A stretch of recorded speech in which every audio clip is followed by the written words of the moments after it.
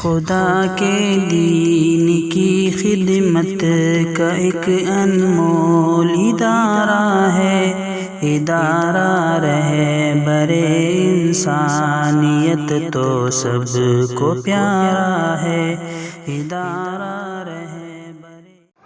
السلام علیکم ورحمۃ اللہ وبرکاتہ۔ محترم ناظرین، گزشتہ 8 دن سے آپ الحمدللہ ادارہ رہبر انسانیت کے زیر اہتمام جو عشرہ ذی الحجہ کا انعقاد کیا گیا تھا اس کو بہت اچھے طریقے سے سن رہے ہیں۔ آپ کے بہت اچھے کمنٹ آ رہے ہیں۔ الحمدللہ ہم کو خوشی ہے کہ ہم نے جس مقصد کے لیے اس پروگرام کو چلایا تھا کہ زیادہ سے زیادہ عشرہ ذی الحجہ کی معلومات، فضیلتیں، اہمیتیں اور مسائل آپ لوگوں کے سامنے آ جائے اور آپ اس سے فائدہ اٹھا سکیں، ہم اس میں کامیاب ہوتے نظر آ رہے ہیں۔ محترم ناظرین، ہمارا جو یوٹیوب چینل ہے وہ ایک دینی پروگرام کو لے کر چل رہا ہے۔ جس طرح ہم نے پروگرامات کو دیکھا تھا کہ تلاوت کلام پاک ہوتی تھی، پھر جو ہے نعت النبی صلی اللہ علیہ وسلم گنگنایا جاتا تھا، اس کے بعد جو بھی مقرر ہوتے تھے وہ اپنی تقریر پیش کرتے تھے۔ آج بھی اسی طرح ہم لوگ آپ کے سامنے ایک ایسے قاری کو پیش کریں گے جن کا تعلق آگرہ سے ہے۔ میں آپ سے گزارش کرتا ہوں کہ آپ کمنٹ میں ضرور ہمیں بتائیے کہ آپ کو قاری صاحب کی تلاوت کیسی لگی۔ اور اب میں بلا تاخیر کے آپ کے سامنے قاری زید صاحب سعاداتی کو پیش کرتا ہوں کہ وہ آئیں اور آپ کے سامنے کلام اللہ شریف کی تلاوت کریں۔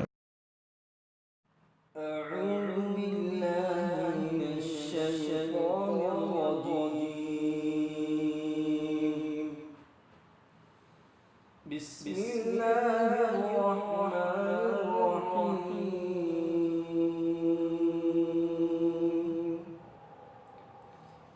تبارک الذی بیدہ الملک وہو علی کل شیء قدیر، الذی خلق الموت والحیاة ليبلوکم أيكم أحسن عملا وهو العزيز الغفور، الذي خلق 7 سماوات طباقا ما ترى في خلق الرحمن من تفاوت فارجع البصر هل ترى من فطور ثم ارجع البصر كرتين ينقلب إليك البصر خاسئا وهو حسير، ولقد زينا السماء الدنيا بمصابيح وجعلناها رجوما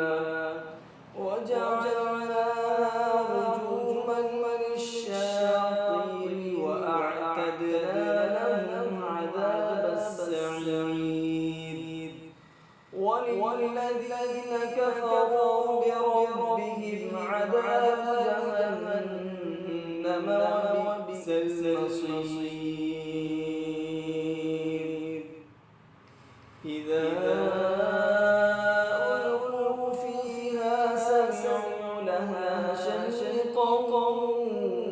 وهي تفور تكاد تميز من الغيظ، كلما ألقي فيها فوج سألهم خزنتها ألم يأتكم نذير، قالوا بلى قد جاءنا نذير فكذبنا وقلنا ما نزل الله من شيء إن أنتم إلا في ضلال كبير، وقالوا لو كنا نسمع أو نعقل ما كنا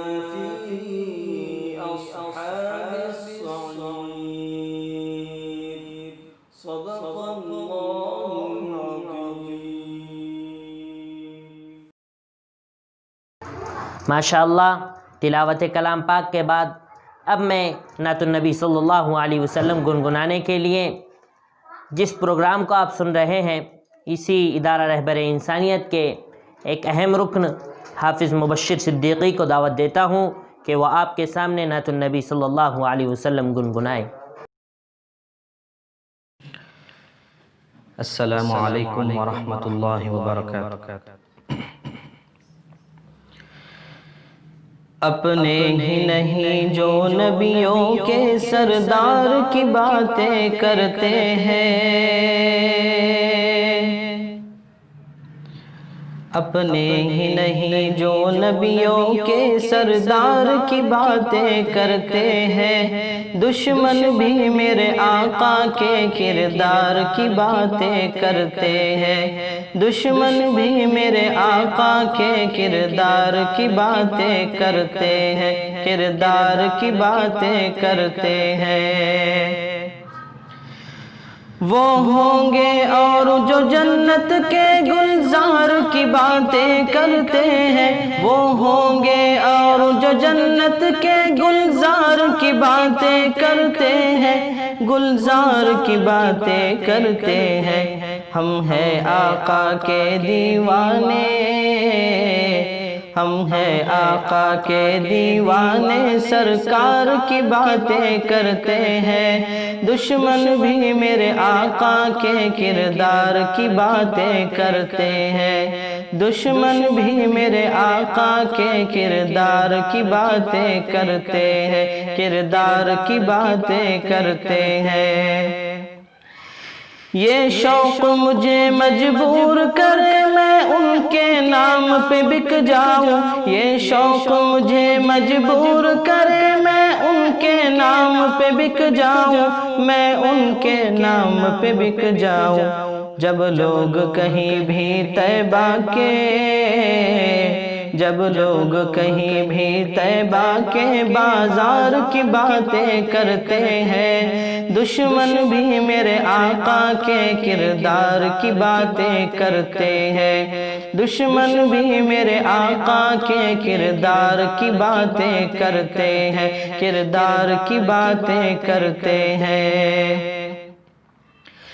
ہر سمت جمال ہے آقا کا، جا کر تو دیکھو مدینے میں، ہر سمت جمال ہے آقا کا، جا کر تو دیکھو مدینے میں، جا کر تو دیکھو مدینے میں۔ طیبہ کے در و دیوار سبھی، طیبہ کے در و دیوار سبھی سرکار کی باتیں کرتے ہیں، دشمن بھی میرے آقا کے کردار کی باتیں کرتے ہیں، دشمن بھی میرے آقا کے کردار کی باتیں کرتے ہیں، کردار کی باتیں کرتے ہیں۔ ایک روز ہوگا جانا سرکار کی گلی میں، ہوگا وہی ٹھکانہ سرکار کی گلی میں، ایک روز ہوگا جانا سرکار کی گلی میں، ہوگا وہی ٹھکانہ سرکار کی گلی میں۔ دل میں نبی کی یادیں، لب پر نبی کی نعتیں، دل میں نبی کی یادیں، لب پر نبی کی نعتیں، جانا تو ایسے جانا، جانا تو ایسے جانا سرکار کی گلی میں، ایک روز ہوگا جانا سرکار کی گلی میں، ہوگا وہی ٹھکانہ سرکار کی گلی میں۔ روزے کو دیکھنے کو آنکھیں ہی مضطرب تھی، روزے کو دیکھنے کو آنکھیں ہی مضطرب تھی۔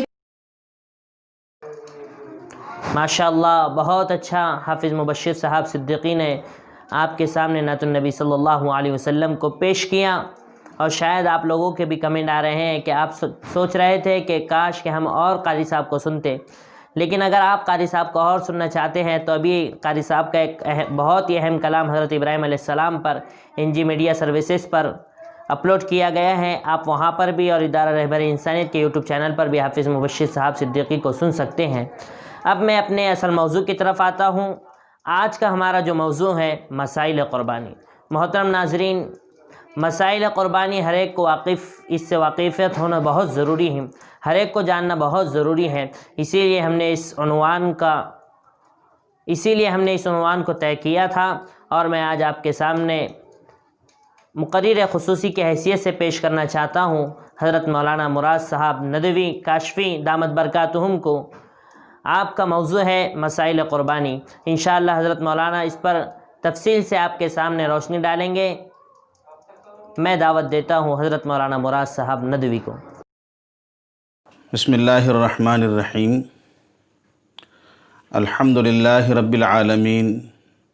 والصلاة والسلام علی سید المرسلین وعلی آلہ واصحابہ اجمعین ومن تبعہم بإحسان الی یوم الدین۔ قال اللہ تبارک وتعالی فی الکلام المجید والفرقان الحمید، فأعوذ باللہ من الشیطان الرجیم، بسم اللہ الرحمن الرحیم، انا اعطیناک الکوثر فصل لربک وانحر ان شانئک هو الابتر۔ صدق اللہ مولانا العظیم۔ محترم ناظرین، سب سے پہلے تو میں ادارہ رہبر انسانیت کے ذمہ داران، خصوصاً حافظ عبدالحمید صاحب، حافظ ارباز صاحب اور ان کے رفقا کو مبارکباد پیش کرتا ہوں کہ انہوں نے یہ مبارک سلسلہ جاری فرمایا، اور ایسے دین بیزاری کے دور میں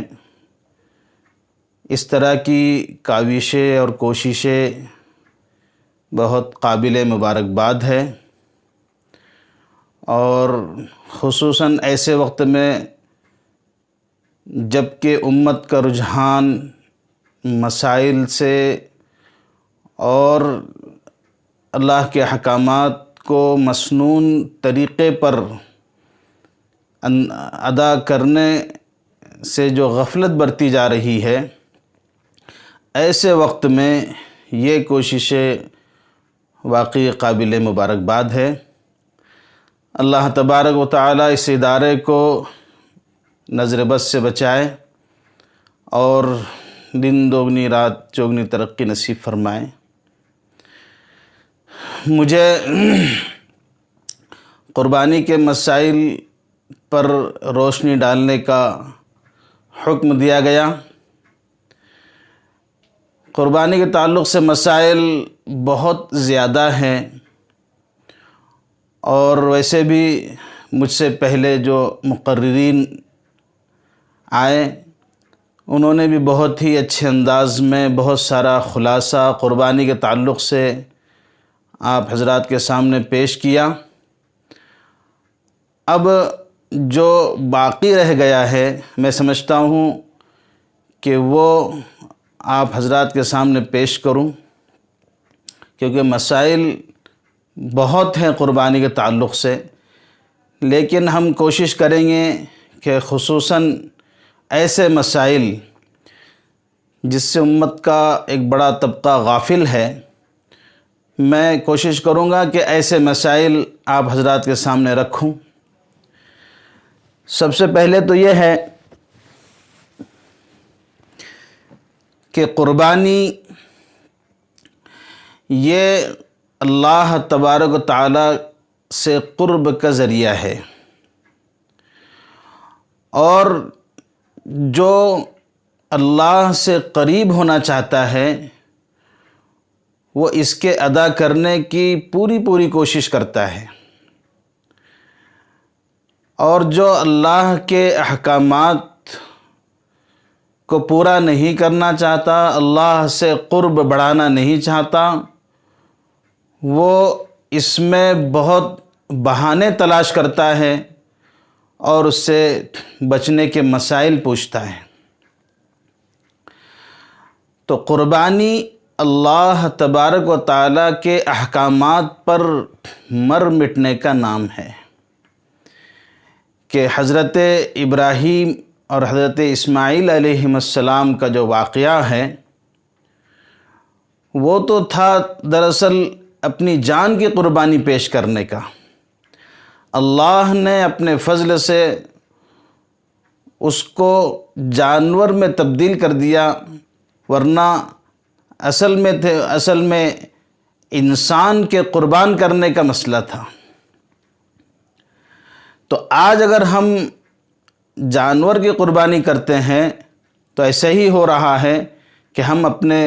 نفس کی قربانی اللہ کے حضور میں پیش کر رہے ہیں۔ تو یہ فضیلت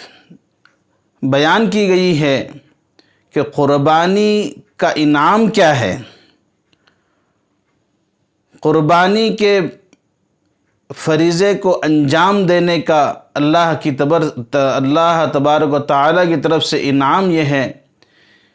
کہ قربانی کے خون کا پہلا قطرہ زمین پر گرنے سے پہلے اللہ تبارک و تعالیٰ قربانی کرنے والے کے گناہ کو بخش دیتے ہیں۔ یہ اس کی فضیلت ہے۔ اور دوسری طرف وعید ہے کہ قربانی کرنے کی استطاعت کے باوجود بھی اگر کوئی قربانی نہیں کرتا ہے تو اللہ کے رسول صلی اللہ علیہ وسلم اس قدر ناراض ہو رہے ہیں کہ فرما رہے ہیں کہ فلا یقربن مصلانا، کہ وہ ہمارے عیدگاہ کے قریب بھی نہ آئے۔ اتنی ناراضگی اللہ کے رسول جناب محمد الرسول اللہ صلی اللہ علیہ وسلم کو اس سے ہیں کہ قربانی کرنے کی سکت ہونے کے باوجود بھی قربانی کے فریضے کو انجام نہ دینا، تو وہ تو نماز کو بھی نہ آئے۔ اس لیے میں آپ حضرات سے درخواست کروں گا کہ قربانی کرنے کے جذبے سے مسائل کو پوچھے اور معلوم کریں، ورنہ لوگوں کے پوچھنے کے انداز سے معلوم ہوتا ہے کہ قربانی کرنے کا جذبہ اور ارادہ رکھتے ہیں یا نہیں رکھتے، ان کے سوال کے انداز سے معلوم ہوتا ہے۔ اس لیے اگر دیکھا جائے مسائل کے اعتبار سے تو ہر شخص پر قربانی واجب ہوتی ہے، لیکن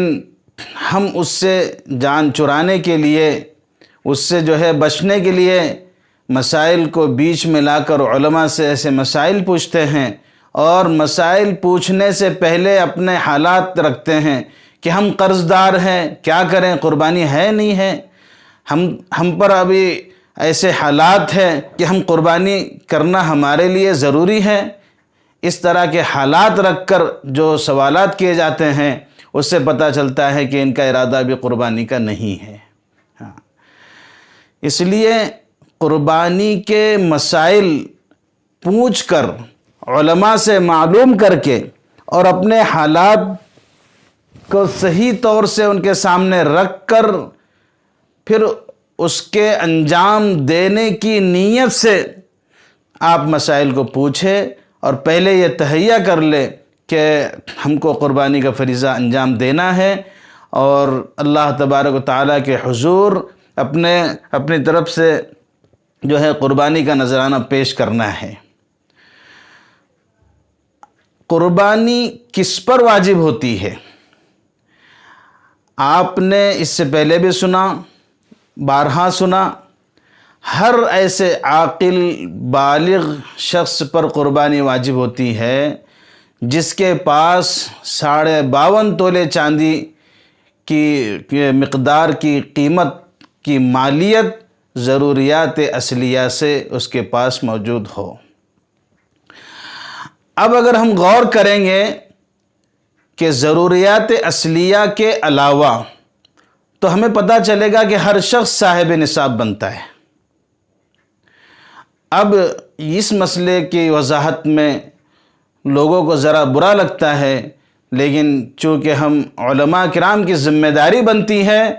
کہ ہم مسائل کو صحیح انداز میں امت تک رکھیں، چاہے برا لگے، لیکن مسئلے کی نوعیت کا پورا صحیح طور سے امت کے سامنے رکھنا یہ ہماری ذمہ داری ہے۔ اگر قربانی کے دنوں میں ہمارے پاس ضروریات اصلیہ سے زائد ایسی چیزیں بنتی ہیں جن کی قیمت 52.5 تولے چاندی تک پہنچتی ہے تو ہم پر قربانی واجب ہوتی ہے۔ اب ہر شخص بچنے کے لیے یہ کہتا ہے کہ ہمارے پاس اتنی رقم نہیں ہے، لیکن جب اپنے طور سے جائزہ لیں گے،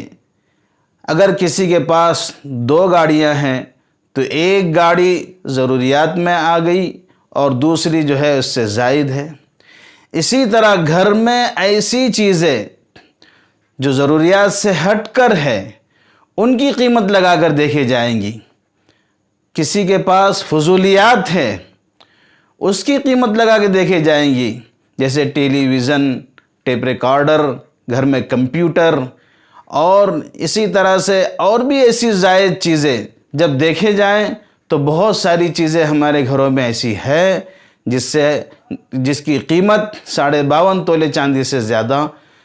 تک پہنچتی ہے۔ اس لیے ایسا اگر کسی کے پاس ہے تو وہ ہیلے بہانے نہ کرے، ان پر قربانی واجب ہے۔ 7.5 تولہ سونا اور 52.5 تولے چاندی، اس کے سمجھنے میں بہت سارے لوگوں کو مسائل پیدا ہوتے ہیں اور تردد ہوتے ہیں، اس لیے ہم 7.5 تولے سونے کا ذکر ہی نہیں کرتے ہیں۔ اس کی تفصیلات انفرادی میں اپنے معتبر علماء سے جو ہے اس کی معلومات آپ کر سکتے ہیں، اتنے کم وقت میں اس کو جو ہے تفصیل اس کی نہیں کھولی جا سکتی۔ لیکن جو معیار ہے ہمارے 52.5 تولے چاندی، ہم نے بہت کوشش کی اس کی آج کے دور میں اس کی تفصیلات جاننے کی، تو پتہ چلا کہ اس کی مالیت، اس کی مقدار جو ہے 33 سے 35 ہزار کے دوران بن رہی ہے۔ اگر کسی کے پاس ایسی چیزیں ہیں جن کی مقدار 33-35 ہزار کے آس پاس پہنچتی ہیں تو وہ صاحب نصاب ہے اور اس پر قربانی کرنا واجب ہے، اگر نہیں کرے گا تو گنہگار ہوگا۔ اسی طرح جس طرح سے مردوں پر ہے اس طرح سے عورتوں پر بھی قربانی واجب ہے۔ اب عورتیں بھی اس مسئلے میں اپنے آپ کو صاحب نصاب نہیں سمجھتی، جبکہ ان کے زیورات جو ہوتے ہیں ان زیورات پر وہ اگر پہنچتے ہیں 52.5 تولے چاندی کی مقدار تک تو ان پر بھی واجب ہے، اگر وہ نہیں کریں گی گنہگار ہوگی۔ زیورات کا استعمال کرنا ضروریات اصلیہ میں نہیں ہے، ضروریات اصلیہ سے باہر ہے، اس لیے ایسی خاتون، ایسی عورتیں جن کے پاس 35 ہزار کے زیورات یا ان کے انفرادی اخراجات کی رقم ان کے پاس اتنی بنتی ہے 33-35 ہزار تک، تو ان پر بھی قربانی واجب ہے، وہ اگر نہیں کریں گے تو گنہگار ہوں گے۔ چھوٹے بچے، اگر چھوٹے بچے ان کے پاس کتنی بھی جائیداد ہو، نابالغ بچے، ان پر قربانی واجب نہیں ہے۔ کر دیں تو یہ بات الگ ہے کہ ثواب ضرور ملے گا، لیکن قربانی ان پر واجب نہیں ہوتی ہے۔ اسی طریقے سے اگر کوئی شخص بہت زیادہ مالدار ہے تو زیادہ مالدار ہونے کی وجہ سے اس پر قربانی دوہری واجب نہیں ہوتی، بلکہ صرف ایک ہی قربانی واجب ہوتی ہے، چاہے کتنا ہی مالدار ہو۔ اسی طرح سے اب قربانی کن لوگوں پر نہیں ہے؟ اگر صاحب نصاب تو ہے لیکن وہ سفر میں ہے، مسافر ہے، تو مسافر ہونے کی حالت میں شرعی مسافر یعنی 75-77 کلومیٹر سے زائد کا سفر ہے اور اس کے پاس وہاں پر اتنی مالیت نہیں ہے کہ وہ قربانی ادا کر سکتا ہے، تو وہاں پر اس سے قربانی اس سے جو ہے ساقط ہو جائے گی۔ لیکن اگر وہ قربانی کے دنوں میں یعنی 12 ذی الحجہ کی عصر سے پہلے تک، مغرب سے پہلے تک اپنے مقام پر لوٹ جاتا ہے تو اس پر قربانی کرنا واجب ہے، نہیں کرے گا گنہگار ہوگا۔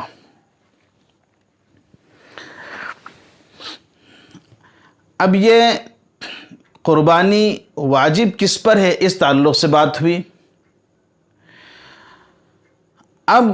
دوسری ایک ہمارے معاشرے میں جو بگاڑ پیدا ہو رہا ہے اس کی طرف میں توجہ دلانا چاہتا ہوں کہ شیطان نے ہمیں عبادتوں میں سے روح نکال لیا، ہماری عبادتوں میں سے روح نکال لیا۔ جب عبادتوں میں سے روح نکل جاتی ہیں تو وہ عبادتیں صرف جو ہے ڈھانچہ بن کے رہ جاتی ہے، وہ عبادت نہیں بنتی۔ جیسے نماز ہے کہ نماز اگر پڑھی جا رہی ہے خشوع اور خضوع کے ساتھ، اس کے آداب کی رعایت کرتے ہوئے، تو وہ نماز عبادت بنتی ہے۔ اگر وہ خشوع خضوع سے خالی ہے اور ریا اور دکھلاوے کے لیے پڑھی جا رہی ہیں تو وہ صرف جو ہے بدنی ورزش بن جاتی ہے، اس کو جو ہے عبادت نہیں کہا جا سکتا۔ اسی طرح روزے کے بارے میں کہ اگر اس میں دکھلاوا مقصود ہو یا کوئی اور دوسرے اغراض مقصود ہو تو وہ صرف بھوکا اور پیاسا رہنا، حدیث کی روح سے جو ہے اس کو بھوکا اور پیاسا کہا گیا ہے، اس کو جو ہے عبادت کی روح اس کے اندر سے نکل چکی ہے۔ اسی طرح سے قربانی کے مسئلے میں بھی اگر کوئی دکھلاوا اور جو ہے نام و نمود کرتا ہے تو وہ اس کو جو ہے قربانی کا ثواب نہیں ملے گا، بلکہ اس کی روح نکل چکی ہے، وہ صرف جو ہے ظاہری ڈھانچہ ہو کر رہے گا۔ اس لیے اس کا بہت اہتمام کرنا چاہیے کہ قربانی صرف اللہ کی رضامندی کے خاطر کرنا چاہیے اور دوسری کوئی غرض نہ ہو۔ اس کی ظاہری علامت یہ ہے کہ جس طرح سے جو ہے آج معاشرے میں دیکھا جاتا ہے کہ کوئی صاحب ہے اور مہنگا اور قیمتی جانور خرید رہا ہے اور اس کے تصاویر جو ہے شائع کر رہا ہے اور یہ بتلا رہا ہے کہ جو ہے اتنا قیمتی جانور خریدا گیا ہے، تو یہ ظاہر ہے کہ ریاکاری ہے اور اللہ تبارک و تعالی ریاکاری کو پسند نہیں فرماتے ہیں۔ اس لیے اس کا اہتمام کرنا چاہیے کہ زیادہ قیمتی جانور خرید کر اس کا جو ہے اس کی نشر و اشاعت اور نام و نمود نہ کیا جائے، بلکہ قیمتی جانور خریدنے سے زیادہ بہتر یہ ہے کہ اتنی رقم میں زیادہ جانور خریدے جائیں اور زیادہ لوگوں میں تقسیم ہو تو انشاءاللہ جو ہے اس کا پورا ثواب ملے گا اور اس سے جو ہے امت کو زیادہ فائدہ ہوگا اور غریب غربا اور مساکین جو ہے زیادہ سے زیادہ جو ہے ان تک گوشت پہنچے گا اور وہ دعائیں ملے گی اور وہ دعائیں جو ہے ہمارے لیے ثواب کا ذریعہ بنے گی۔ اس لیے اس کا اہتمام کریں کہ جانور کی تصاویر زیادہ جو ہے شائع نہ کیے جائے اور اس کے ساتھ جو ہے فوٹو کھنچا کر اور لوگوں میں اس کا دکھلاوا نہ کیا جائے۔ اب ہم آتے ہیں قربانی کے جانوروں پر، ان کی تفصیلات کے بارے میں کہ قربانی کے جانور کیسے ہو۔ ایک تو یہ دیکھا جائے کہ خوبصورت ہو، اچھے ہو، اس لیے کہ قرآن پاک میں اللہ نے فرمایا لن تنالوا البر حتى تنفقوا مما تحبون۔ تو جو چیزیں ہمیں اچھی لگتی ہے وہ ان چیزوں کو اللہ کی بارگاہ میں پیش کرنا چاہیے۔ تو ایسے جانور کو پسند کرے جو خوبصورت بھی ہو اور جس کا گوشت بھی اچھا ہو اور اس میں جو ہے قیمت کے اعتبار سے اور جو ہے کنجوسی کے اعتبار سے اس کو جو ہے جانور کو پسند نہ کیا جائے، بلکہ اچھا جانور ہو، خوبصورت ہو اور عیب سے پاک ہو۔ جو مسائل کے اعتبار سے جن مفتیان کرام نے، علماء کرام نے جن جانور سے منع کیا گیا ہے ان کو مکمل طور سے دیکھا جائے کہ کوئی عیب نہ ہو اور کوئی عضو کٹا ہوا نہ ہو۔ اگرچہ کہ مسائل کے اعتبار سے جانور کے عضو کے کٹائی میں یا تھوڑا سے خرابی میں اجازتیں ہیں، لیکن ہم اس وقت یہ کہیں گے کہ فتویٰ اپنے جگہ پر ہے اور تقویٰ جو ہے اس سے افضل ہے۔ تو مسائل میں تقوی کی طرف زیادہ رجحان کرنا چاہیے، نہ کہ ایسا عیبدار جانور جو اپنے عیب ہونے کی وجہ سے جو ہے فروخت کرنے والا اس کی جو ہے قیمت کم لگا رہا ہے، تو اس سے جو ہے کم قیمت کی وجہ سے اس کو خرید رہے ہیں اور اس میں عیب موجود ہے۔ مسئلے کے اعتبار سے یہ ہے کہ عضو اگر 1/3 یعنی ایک عضو کے 3 حصے کیے جائیں اور اس میں سے تیسرا حصہ اگر اس کا عیبدار ہے تو ایسے جانور کی قربانی درست نہیں ہے۔ اب ہر عضو کو اس سے آپ اندازہ لگا لیں، جو ہے ہاتھ ہے، پیر ہے، کان ہے، اس طرح سے جو ہے سینگ ہے، اگر یہ 1/3 سے زیادہ ٹوٹے ہوئے ہیں، کٹے ہوئے ہیں، زخمی ہیں، تو ایسی حالت میں وہ قربانی ان جانوروں کی قربانی درست نہیں ہے۔ اسی طریقے سے بانجھ جانور اگر بانجھ ہے، اس میں جو ہے نر اور مادہ کی دونوں علامتیں ہیں، ایسا جانور ہے تو وہ جانور بھی جو ہے قربانی کے لیے درست نہیں ہے۔ البتہ خصی جانور اس کی قربانی نہ صرف جائز ہے بلکہ علماء نے اس کو افضل لکھا ہوا ہے، خصی جانور کی قربانی کر سکتے ہیں اور بہتر ہے۔ اسی طریقے سے جانوروں کی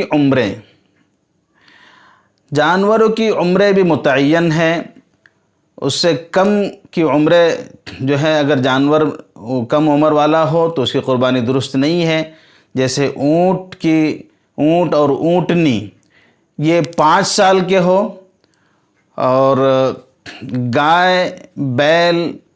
اور بھینسا یہ 2 سال کے ہونی چاہیے، اور اسی طرح سے بکرا، بکری، مینڈھا، دمبا، بھیڑ یہ 1 سال کے ہونے چاہیے۔ اب اس مسئلے میں یہاں ایک غلط فہمی ہے کہ جیسے علماء نے بھیڑ اور دمبے کے بارے میں اس بات کی اجازت دی ہے کہ اگر وہ ایسا فربا ہو، ایسے جو ہے صحت مند ہو کہ 6 مہینے کے ہیں لیکن 1 سال کے نظر آتے ہوں تو ان کی بھی قربانی کرنا درست ہے۔ لیکن بہت سارے لوگ اس غلط فہمی میں مبتلا ہیں کہ بکرا اور بکری یہ بھی اگر جو ہے 6 مہینے کے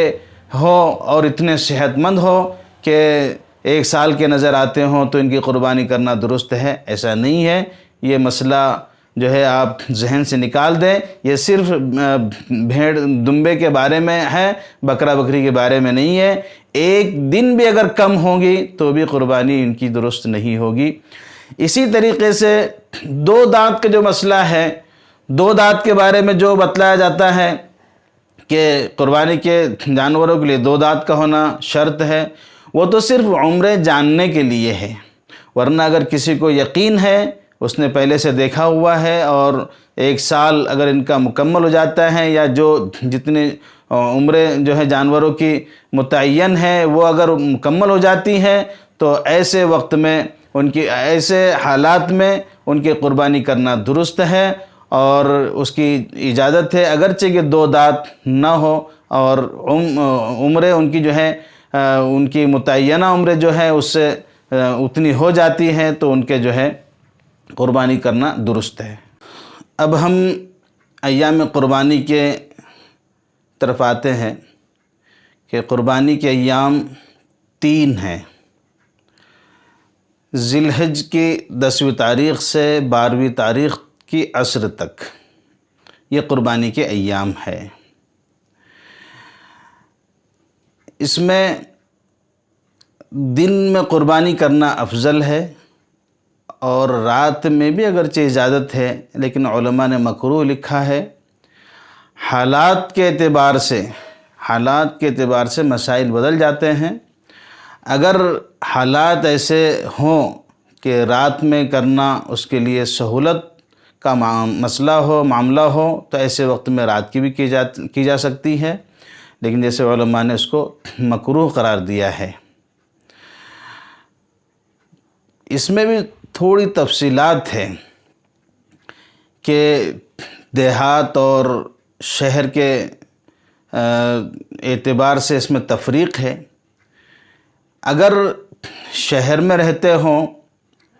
اور شہر میں کئی جگہ پر نمازیں ہو جاتی ہیں تو ایک بھی اگر نماز کہیں ہو جائے تو کہیں جس شخص نے نماز نہ بھی پڑھی ہو عید کی اس کی بھی قربانی کرنا درست ہو جائے گی۔ لیکن دیہات میں چونکہ زیادہ مقامات پر نمازیں نہیں ہوتی ہیں، ایک ہی جگہ پر نماز ہوتی ہے، اس لیے وہاں ان حضرات کا نماز سے پہلے قربانی کرنا درست نہیں ہوگا، قربانی ادا نہیں ہوگی۔ اس لیے جو ہے اس مسئلے کو ذہن میں رکھے کہ اگر کوئی شہر میں ہے تو وہ اپنی نماز پڑھنے سے پہلے کہیں کی بھی نماز ہو جاتی ہو تو اس میں جو ہے قربانی وہ کر سکتا ہے، اس کی اجازت ہے، قربانی ہو جائے گی۔ قربانی کے گوشت کے مسائل، سب سے پہلے تو یہ نیت کرنی چاہیے کہ قربانی اللہ کی رضامندی کے لیے کی جا رہی ہے اور غریبوں میں تقسیم کیے جانے کی نیت ہے، نہ کہ صرف اپنے ہی کھانے کے اعتبار سے، بلکہ علماء نے لکھا ہے کہ اگر کوئی شخص ایسی نیت رکھتا ہے کہ جس میں خود کھانے کا جذبہ رکھتا ہے، تقسیم کرنے کا نہیں ہے، تو ایسے شخص کی قربانی درست نہیں ہے۔ وہ اگر کسی جانور میں حصے دار ہے تو نہ صرف اس کی قربانی بلکہ تمام حصہ رکھنے والوں کی قربانی ضائع ہو جائے گی، اس لیے اس کا اہتمام کرنا چاہیے۔ حصے دار جو متعین کیے جاتے ہیں وہ بڑی ذمہ داری کا مسئلہ ہے۔ حصے اگر ہم رکھ رہے ہیں بڑے جانور میں حصے، تو اس میں بہت باریکی سے دیکھا جائے حصے داروں کی تفصیلات، کہ ایک کی خرابی کی وجہ سے تمام حصے والوں کی، تمام افراد کی قربانی ضائع ہو جاتی ہے۔ جیسے مثال کے طور پر ان 7 حصوں میں اگر کوئی ایک شخص ایسا ہے جس کی آمدنی مال حرام سے ہے تو اس کی وجہ سے تمام حصے داروں کی قربانی ضائع ہو جائیں گی، کسی کی بھی قربانی درست نہیں ہوگی۔ اسی طریقے سے کوئی ایک حصے دار شخص ایسا ہے جو اپنے حصے میں کوئی پارٹنر بنا لیتا ہے، جیسے ایک حصہ 5000 کا بن رہا ہے اور 7 حصے متعین ہو چکے ہیں، اور کوئی ایک شخص ایسا کر لیتا ہے کہ کوئی دوسرے فرد کو اپنے ساتھ شریک کر لیتا ہے اور یہ کہتا ہے کہ 5000 کا حصہ ہے، میرے حصے میں 5000 روپے کا ایک حصہ آ رہا ہے، تم 2500 روپے دے دو، آدھا گوشت تم نے لے لینا۔ تو اس طرح سے اگر کوئی شخص 7 میں سے کوئی ایک شخص کرتا ہے تو سب کی قربانی ضائع ہو جائے گی، کسی کی قربانی درست نہیں ہوگی۔ اسی طریقے سے کوئی ایسا شخص ہے جو گوشت فروخت کرنے والا ہے، تو ایسے شخص کی وجہ سے بھی قربانی ضائع ہو جائے گی۔ اس لیے حصے داروں کے اعتبار سے تمام حصے والے پہلے جمع ہو جائیں اور کوئی ایک شخص حصوں کے مسائل ان کے سامنے رکھ دے، تاکہ وہ اگر اس طرح سے لا علمی میں اگر ایسا کرنا چاہتے ہوں تو وہ بچ جائیں اور تمام افراد کی قربانی درست ہو جائے۔ اب آج کل جو دیکھا جا رہا ہے کہ ریاست سے باہر قربانی کی جا رہی ہے اور کم حصہ ہے تو ہم لوگ اس میں دے دیتے ہیں اور اس کی تحقیقات بھی نہیں کرتے، تو یقیناً جو ہے کم پیسے دیے جا رہے ہیں، لیکن اگر قربانی نہ ہوئی تو ہم جو ہے ثواب سے محروم ہو جائیں گے، اور ہمارا یہ کہنا کہ ہم نے ان کو ذمہ دار بنا دیے تھے یہ جو ہے کافی نہیں ہوگا۔ اس لیے حصوں کے مسائل میں بہت باریکی سے دیکھنا چاہیے اور ان سب کے سامنے یہ مسائل کو رکھنا چاہیے تاکہ سب مسائل سے آگاہ ہو اور قربانی کسی کی بھی ضائع نہ ہو۔ اس لیے ان حصے داروں کے مسائل کو جو ہے ہم ذہن میں رکھیں۔ گوشت تقسیم کرنے میں بھی اس بات کا خیال رکھیں کہ ہر مکان پر، اور سب سے پہلے تو غریب حضرات کو ترجیح دیں کہ جن کے پاس مشکل سے جنہیں جو ہے گوشت ملتا ہے، ایسے افراد کو پہلے چن لیں، ان کا انتخاب کر لیں اور ان حضرات تک پہنچانے کی کوشش کریں، نہ کہ مالدار حضرات اور اپنے متعلقین حضرات یا ایسے حضرات جن کے پاس سے ہمیں گوشت آیا ہے ان کو بدلے میں دینے کی نہیں، بلکہ ہم غریبوں کو ترجیح دیں کہ ایسے افراد جن کو گوشت آسانی سے میسر نہیں ہوتا، وہ جب کھائیں گے اور وہ جو دعائیں دیں گی کہ وہ ہم کو وہ ہمارے لیے ثواب کا ذریعہ بنیں گی، اس لیے ایسے افراد کا انتخاب کریں جو غریب ہو، اور ایک مکان پر جو ہے کم سے کم اتنا گوشت دیا جائے کہ وہ ایک وقت کا کھانا بنا کر کھا سکے۔ ایسا نہیں کہ زیادہ گھر کے تقسیم کرنے کے ارادے سے، جذبے سے جو ہے ہر گھر میں جو ہے صرف دو بوٹیاں دے رہے ہیں۔ دیکھا یوں گیا ہے کہ 2 بوٹی لے کر وہ جو ہے باقی اور کہیں سے آنے کے انتظار میں رہتے ہیں کہ ابھی تو صرف تھوڑا سا آیا ہے کہ ایک وقت میں وہ کھانا نہیں بن سکتا، اس لیے اور جگہ سے جب آئے گا تو اس سے جو ہے سب ملا کر بنایا جائے گا۔ اس طرح سے نہیں کرنا چاہیے، کم سے کم جو ہے آدھا کلو کے قریب یا اس سے کچھ کم اس طرح سے دیا جائے کہ وہ ایک وقت میں جو ہے ایک وقت کا کھانا اس میں ان کا بن سکے۔ اس طرح سے ان کو جو ہے اتنی تقسیم کرنا چاہیے۔ کوئی ضروری نہیں کہ آپ زیادہ مکانات پر تقسیم کریں۔ اور اسی طریقے سے جو ہے قربانی کا گوشت ہمارے جو ہے غیر مسلم حضرات اگر پڑوسی ہیں، برادران وطن، تو ان کو بھی دیا جا سکتا ہے۔ ایسا نہیں ہے کہ صرف جو ہے ہمارے ایمان والے ہوں اور مسلمان حضرات ہوں ان کو ہی دیا جائے، ایسا نہیں ہے، بلکہ ان کو بھی جو ہے ہم دے سکتے ہیں۔ قربانی کرنے کا طریقہ، اس میں بھی جو ہے بہت سارے حضرات اس مسئلے میں بھی بہت سارے احباب غلطیاں کر بیٹھتے ہیں، خصوصاً قصاب حضرات کے جو رویہ ہوتا ہے اس وقت میں اس سے معروب ہو کر یا مسائل نہیں معلوم ہونے کے سبب کچھ نہ بولتے ہوئے ان کو جو ہے چھوڑ دیا جاتا ہے۔ اس کے بھی جو ہے قربانی کرنے کے، ذبح کرنے کے صحیح طریقے بھی ہمارے سامنے ہونا چاہیے، اور اس بات کی کوشش کرنا چاہیے کہ مسنون طریقے سے ذبح ہو، اور جو ہے ہم چونکہ اللہ کے لیے قربانی کر رہے ہیں اور قصاب کی بھی اجرت دے رہے ہیں، اور جو ہے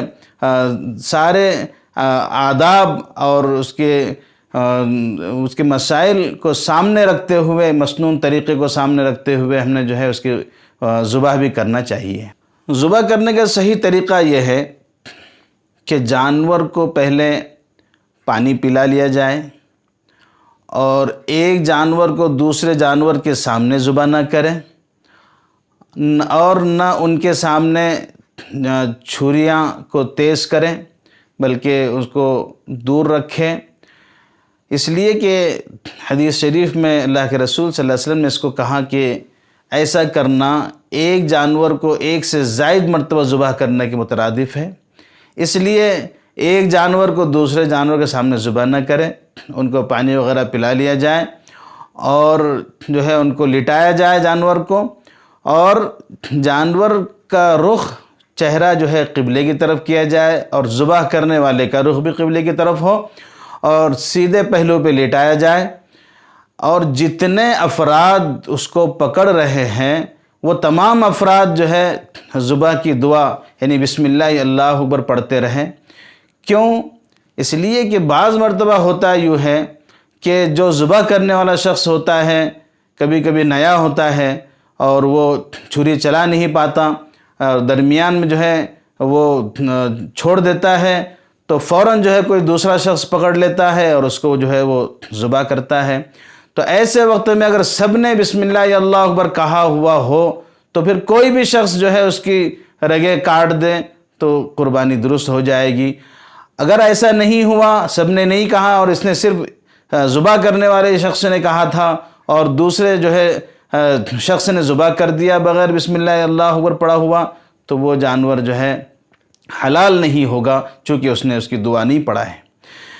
بہت مرتبہ یہ دیکھا گیا ہے، اور اس تجربے کی یعنی اس مشاہدے کی بنیاد پر ہم یہ کہہ رہے ہیں کہ جانور بعض مرتبہ جو ہے ذبح ہونے کے لیے ستاتا ہے، کوئی دوڑ جاتا ہے، کوئی بھاگتا ہے، اور کوئی اپنی جان بچانے کے لیے جو ہے تڑپتا ہے، تو اس وقت میں پکڑنے والے اگر مسائل سے واقف نہ ہو تو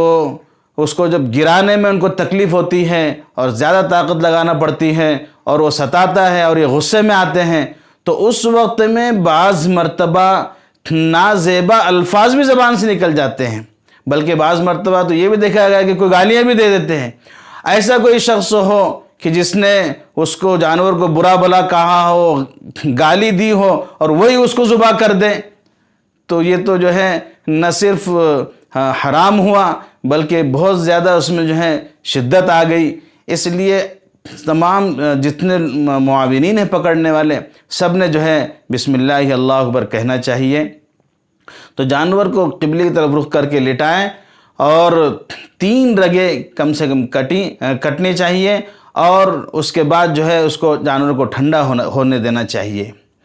اب میں اس مسئلے میں تھوڑی جو ہے تاکید کے ساتھ کہوں گا کہ اس میں بڑی غفلت ہے، اور قصاب حضرات اس میں اس بات کو جو ہے مانتے نہیں ہیں کہ جانور کو ٹھنڈا ہونے دینے میں ٹائم زیادہ لگتا ہے، چونکہ زیادہ جانور ان کو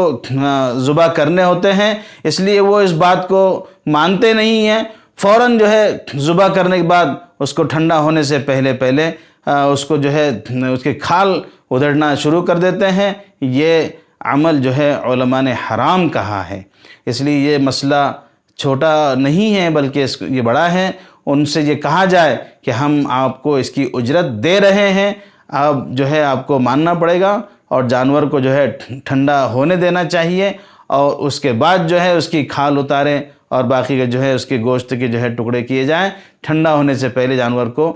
جو ہے اس کی کھال نہ کھینچی جائے اور ان کے گوشت کی جو ہے ٹکڑے نہ کیے جائیں۔ ذبح کے وقت میں بسم اللہ اللہ اکبر تو کہنا ہے، لیکن اس سے پہلے جب لٹا رہے ہو تو یہ دعا پڑھ لینی چاہیے، بسم اللہ الرحمن الرحیم، انی وجہت وجہی للذی فطر السماوات والارض حنیفا وما انا من المشرکین اللہم منک ولک، اور پھر بسم اللہ اللہ اکبر کہہ کر ذبح کریں، اور ذبح ہونے کے بعد پھر یہ دعا پڑھیں، اللہم تقبلہ منی کما تقبلت من حبیبک و خلیلک ابراہیم علیہ الصلاۃ والسلام، یہ دعا پڑھیں۔ اب اگر کوئی حصے دار ہو تو ان حصے داروں کا نام لیں، اگر ایک جانور میں جو ہے 7 حصے دار ہیں تو ان کا الگ سے نام لیں، اللہم تقبلہ من فلان من فلان من فلان من فلان، اس طرح سے ان کا نام لے کر جو ہے اس کی دعا پڑھیں۔ اگرچہ دل کے ارادے کا نام نیت ہے اور اس سے بھی ہو جاتا ہے، لیکن اگر نام لیا جائے تو زیادہ بہتر ہے۔ اس طرح سے جو ہے ذبح کر لینے کے بعد جو ہے گوشت کے حصے جو متعین کیے جائیں گے وہ بھی علماء نے کہا ہے کہ اندازاً نہ کیا جائے، بلکہ اس کو اندازاً جو ہے تقسیم نہ کیا جائے، کہ اس کو جو ہے تولا جائے اور برابر سرابر جو ہے سب کے حصے میں آئے، اندازاً کم زیادہ نہ ہو، اس کو جو ہے علماء نے منع فرمایا ہے۔ اب چند غلط فہمیاں قربانی کے تعلق سے ہے، میں اس کو بتلاتا ہوں۔ ایک غلط فہمی یہ ہے کہ بعض لوگ یہ کہتے ہیں کہ مولانا ہم نے 2 سال پہلے دادا کے نام سے کیے تھے اور گزشتہ سال والد صاحب کے نام سے کیے تھے، اس سال جو ہے بیٹے کے نام سے کرتے ہیں، تو اس طرح سے جو ہے مسئلہ ایسا نہیں ہے، بلکہ جن پر قربانی واجب ہے وہ پہلے اپنی قربانی ادا کرے۔ ایسا نہیں ہے کہ پچھلے سال ان کی طرف سے کیے تھے تو وہ زندگی بھر کی قربانی ادا ہو گئی، اب ان کی طرف سے اب نہ کیا جائے، ایسا نہیں ہے، بلکہ جن پر قربانی واجب ہے اس وقت وہ اپنا حق، اپنا حصہ قربانی کا ادا کر کے اور پھر ان کی طرف سے کریں۔ ورنہ اگر ان کی طرف سے کر رہے ہیں، مرحومین کی طرف سے ہو یا والدین کی طرف سے ہو، اگر ان کی طرف سے قربانی کر رہے ہیں اور ہم پر قربانی واجب ہے تو ان کی طرف سے ادا نہیں ہوگی، بلکہ جن پر واجب ہے ان کی طرف سے ادا ہوگی۔ اور یہ مسئلہ ایسا نہیں ہے، اس کو اس طرح سے سمجھا جائے کہ جیسے نمازیں روزانہ 5 وقت کی فرض ہے. اگر آج فجر پڑھی تھی تو کل فجر ہمارے ذمہ نہیں ہے، آج ظہر پڑھی تھی کل نہیں پڑھیں گے، ایسا نہیں ہے. جیسے دن دوسرا نکلتا ہے 5 وقت کی نمازیں فرض ہوتی ہیں، ایسے ہی قربانی ہر سال صاحب نصاب پر ہر سال قربانی واجب ہے. اس کو ہر سال کرنا ضروری ہے،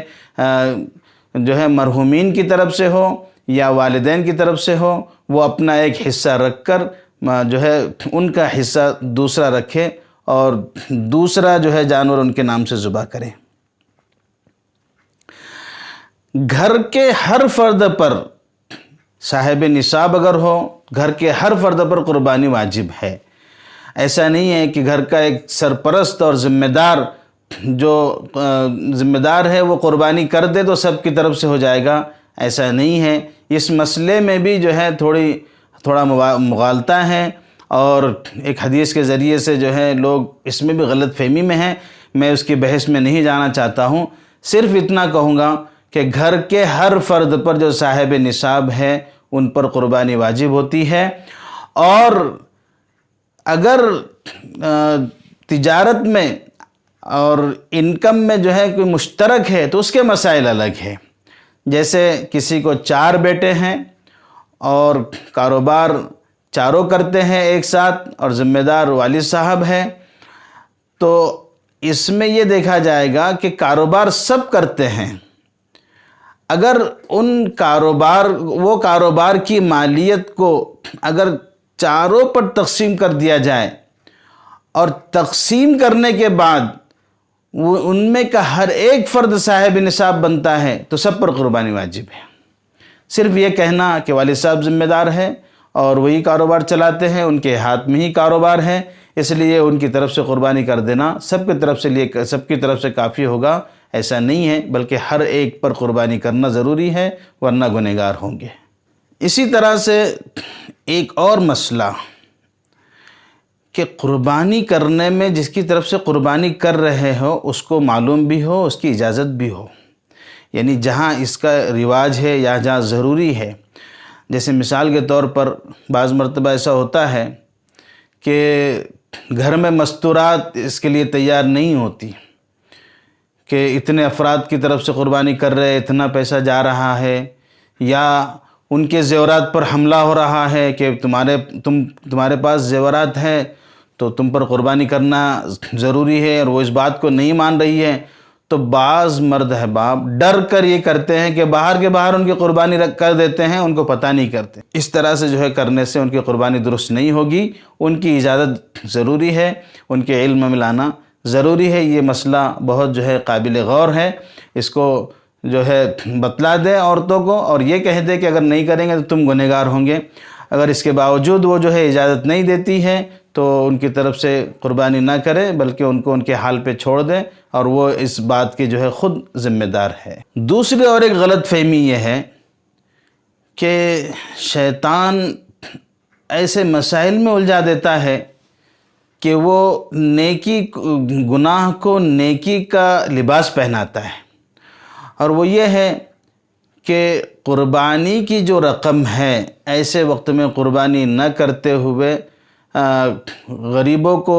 مال تقسیم کر دیا جائے، رقم دے دی جائے، یا ان کی ضروریات کی چیزیں دے دیا جائیں، یا حالات زدہ فساد زدہ جگہوں پر ان کی جو ہے امداد کیے جائے کہ بھئی یہ بھی تو نیکی کا کام ہے. لیکن یہ ایک غلط فہمی ہے.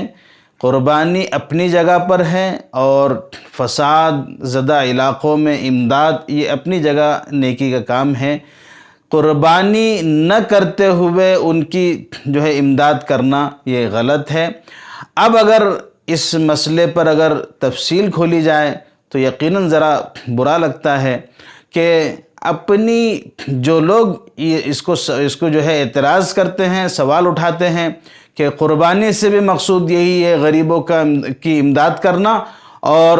اس طریقے سے جو ہے قربانی نہ کرتے ہوئے اگر ہم کسی کی امداد کر دیں، کوئی مصیبت زدہ کی مصیبت کو دور کر دیں تو یہ بھی تو کار خیر ہے. لیکن ایسا نہیں ہے. قربانی اپنی جگہ پر ہے. ان قربانی کے دنوں میں قربانی ہی کرنا ہے. صدقہ اور مصیبت زدہ کی امداد کرنے قربانی کی جگہ پر یہ غلط ہے۔ اس لیے اگر ہم کرنا چاہتے ہیں تو ہم جو ہے اپنے گھر کی جو ہے دوسری زائد اور فضول چیزوں کو بیچ کر ان کی امداد کریں، نہ کہ جو ہے صرف قربانی کی رقم ہی کریں۔ اس لیے یہ غلط فہمی ذہن سے نکال دیں۔ اس میں اور ایک مسئلہ یہ ہے، یہ اور ایک ترکیب یہ ہے کہ ہم جیسے ان کا تعاون کرنا چاہتے ہیں، ان کی مدد کرنا چاہتے ہیں، تو ایک مسئلہ یہ ہو سکتا ہے کہ زیادہ قیمتی جانور نہ خریدیں، کم قیمت کا جانور خریدیں۔ جیسے ہم ارادہ کر رہے تھے کہ ہم 50,000 کا جانور خریدیں گے، تو جو ہے اس کو 25,000 کا بھی جانور خرید سکتے ہیں، اور جو 25,000 جو باقی بچ رہے ہیں اس میں بھی جو ہے ان کا ہم تعاون کر سکتے ہیں۔ یہ بھی ایک شکل ہے۔ اسی طریقے سے دوسری شکل یہ ہے کہ جیسے ہم مرحومین کی طرف سے قربانی کر رہے ہیں، تو مرحومین پر تو قربانی واجب نہیں ہے، اب ان کی طرف سے ہم کر رہے ہیں تو ان کی مرحومین کی طرف سے قربانی نہ کرتے ہوئے اس کی رقم، وہ رقم جو ہے غریبوں میں تقسیم کر دے، یا مصیبت زدہ کی مصیبت کو دور کرنے میں تعاون کریں۔ یہ بھی کر سکتے ہیں کہ مرحومین کی طرف سے نہ کرے بلکہ ان کی جو ہے امداد کرے۔ اسی طریقے سے قربانی اگر قربانی کے دنوں میں نہ کی جائے تو اس کی قضا، قربانی ان دنوں میں نہ کرنے سے جو تو قربانی ساقط نہیں ہوتی ہے، بلکہ بعد میں جو ہے اس کی رقم ادا کر دے اور اس کی رقم جو ہے صدقہ کر دے، یہ اس کے لیے ضروری ہے۔ لیکن اہتمام کرے کہ قربانی کے دنوں میں ہم جو ہے قربانی ہی کیے جائے، کہ اللہ کو ان دنوں میں سب سے زیادہ محبوب عمل قربانی کا ہی کرنا ہے۔ اسی طریقے سے بعض لوگ یہ قیاس کرتے ہیں کہ قربانی کے مال پر سال گزرنا، جس طرح سے زکوٰۃ کے مسائل ہیں، تو قربانی کے لیے یہ شرط نہیں ہے کہ ان کے جو ہے مال پر سال گزرے، بلکہ اگر قربانی کے دنوں میں بھی صاحب نصاب بن جائے تب بھی اس پر قربانی واجب ہے، نہیں کرے گا گنہگار ہوگا۔ حلال جانوروں کی 7 چیزیں استعمال کرنا منع ہے، اس کو علماء نے حرام کہا ہے۔ احتیاط کریں کہ اس کو استعمال میں نہ لائیں۔ ایک تو بہنے والا خون، دوسرا پیشاب کی جگہ، تیسرے پاخانے کی جگہ، اور چوتھے غدود، اور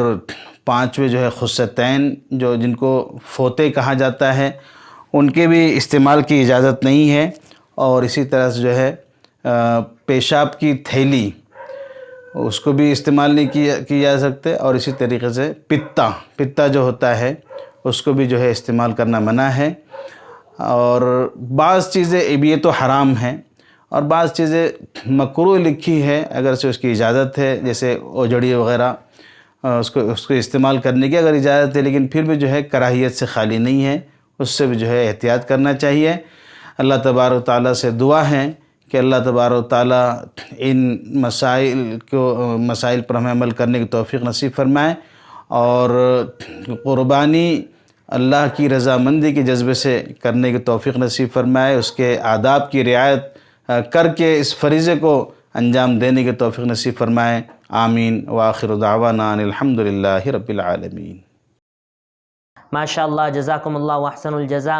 آپ لوگوں نے بہت اچھا ہمارا یہ پروگرام سنا، اور کمنٹ بھی آپ کے بہت اچھے آئے۔ بس آپ سے ایک گزارش ہے کہ آپ لوگ جو ہے تو اس ویڈیو کو خوب شیئر کیجئے، اس لیے کہ کل جو ہے تو عید الاضحیٰ ہے، اور ہم لوگ انشاءاللہ کل بہت ہی خوشی کا ہمارے لیے دن ہے۔ میں آپ کو میری جانب سے اور ہمارے جتنے بھی اراکین ہیں ادارہ رہبر انسانیت کے، سب کی طرف سے عید الاضحیٰ کی بہت بہت مبارکباد پیش کرتا ہوں، اور اللہ تعالیٰ سے دعا کرتا ہوں کہ اللہ تعالیٰ جس طرح ہم نے عید الفطر ادا کی تھی، اسی طرح امن و شانتی کے ساتھ عید الاضحیٰ بھی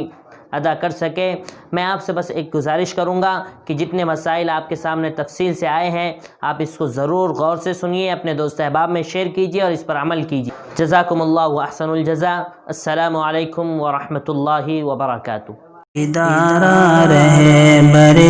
انسانیت تو سب کو پیار